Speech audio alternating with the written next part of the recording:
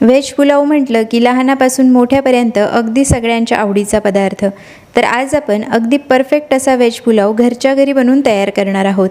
Recipe इतकी सोपी की पहिल्यांदा जरी तुम्ही व्हेज पुलाव बनवायला घेतला तरीसुद्धा परफेक्ट असा व्हेज पुलाव बनवून तयार होणार। शिवाय चवीचं तर काय विचारायलाच नको। तर नमस्कार मंडळी, डिलिशियस फूड्स मराठीमध्ये आपल्या सगळ्यांचं खूप खूप मनापासून स्वागत। चला तर मग वेळ न घालवता आपण या अगदी मजेदार आणि सुपर टेस्टी रेसिपीला सुरुवात करूया। तर सगळ्यात पहिले या ठिकाणी मी 1 कप बासमती तांदूळ घेतलेले आहेत। आता हे तांदूळ आपल्याला 2 ते 3 पाण्याने स्वच्छ धुवून घ्यायचे आहेत आणि 20 मिनिटापर्यंत भिजवून घ्यायचे आहेत। 20 मिनिटानंतर यामधलं पाणी आपल्याला काढून टाकायचं आहे। आता एका कढईमध्ये आपल्याला 2 चमचे तेल आणि 2 चमचे तूप घ्यायचं आहे। तेल व्यवस्थितपणे गरम झालं की त्यामध्ये 7 ते 8 लवंग, 2 ते 3 दालचिनीचे तुकडे, अर्धा चमचा जिरे आणि अर्धा चमचा मोहरी आपल्याला घालायची आहे। जिरे मोहरी तडतडली की लगेचच यामध्ये 2 बारीक चिरलेले कांदे आणि 2 चमचे आलं लसणाची पेस्ट आपल्याला घालायची आहे।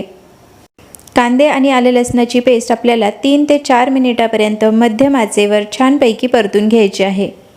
4 ते 5 मिनिटानंतर यामध्ये आपल्याला 8 ते 10 काजू, पाव कप बारीक चिरलेला घेवडा, त्यासोबतच पाव कप कट केलेले बटाटे, पाव कप कट केलेला गाजर आणि पाव कप मटार घालायचा आहे। आता या सर्व भाज्या आपल्याला 3 ते 4 मिनिटापर्यंत मस्तपैकी परतून घ्यायच्या आहेत।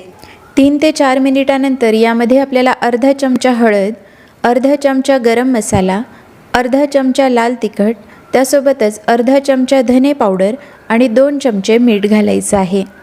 आता हे सर्व मसाले आपल्याला भाज्यांमध्ये व्यवस्थितपणे एकजीव करून घ्यायचे आहेत। मसाले व्यवस्थितपणे एकजीव झाले की लगेचच आपण जे तांदूळ भिजवून ठेवलेले होते ते आपल्याला कढईमध्ये घालायचे आहेत। आता हे तांदूळसुद्धा भाज्यांमध्ये व्यवस्थितपणे परतून घ्यायचे आहेत आणि 2 ते 3 मिनिटापर्यंत आपल्याला हे तांदूळ अगदी हलक्या हाताने परतून घ्यायचे आहेत।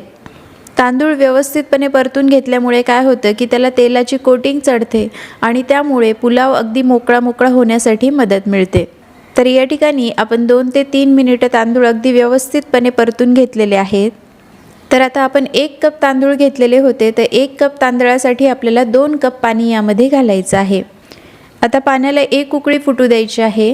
पाण्याला उकळी फुटली की लगेचच आपल्याला गॅसची फ्लेम अगदी लो करून घ्यायची आहे आणि झाकण बंद करून लो फ्लेमवर हा भात आपल्याला 10 ते 15 मिनिटापर्यंत मस्तपैकी शिजवून घ्यायचा आहे।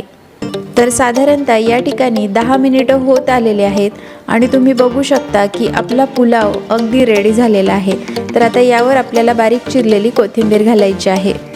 तर मंडळी, या ठिकाणी तुम्ही बघू शकता की अगदी कुठल्याही प्रकारचा तामझाम न करता फक्त 10 ते 15 मिनिटामध्ये हा सुपर टेस्टी पुलाव बनून तयार झालेला आहे। आणि तुम्ही याला जर 10 ते 15 मिनिटापर्यंत थोडं थंड होऊ दिलं तर अगदी मोकळा असा पुलाव या ठिकाणी तयार होतो। तांदूळ जितका थंड होतो तितका त्याचा दाणा मोकळा होत जातो। तर मग तुम्ही सुद्धा ही सुपर टेस्टी व्हेज पुलावची रेसिपी घरी नक्की ट्राय करून बघा। व्हिडिओ आवडला असेल तर व्हिडिओला लाईक आणि चॅनलला सबस्क्राईब करायला मात्र अजिबात विसरू नका। पुन्हा भेटूया अशाच एका रेसिपीसोबत। तोपर्यंत मस्त खा आणि हॅपी रहा।